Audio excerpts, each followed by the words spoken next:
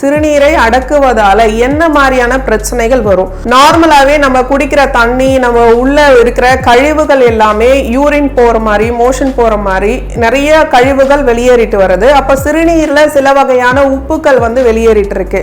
Urine பையில வந்து ஒரு 400 ml இருந்து 500 ml வரைக்கும் தான் நம்ம யூரினை வந்து கலெக்ட் பண்ணி வச்சுக்க முடியும். அதுக்கு மேல அதிகமா ஆயிட்டே இருக்கும்போது உடல்ல நிறைய பிரச்சனைகளை உண்டு பண்ணும். எல்லா உப்புக்களையும் சுத்திகரிக்கப்பட்டு வெளியே அனுப்பும் போது அந்த யூரின் பை வந்து எப்பயுமே வந்து ஃபுல்லாவே இருந்துச்சு அப்படின்னா இன்னுமே அழுத்தம் அதிகமாகறதால அடிவயிறு வலிகள் வந்து அதிகமா இருக்கு.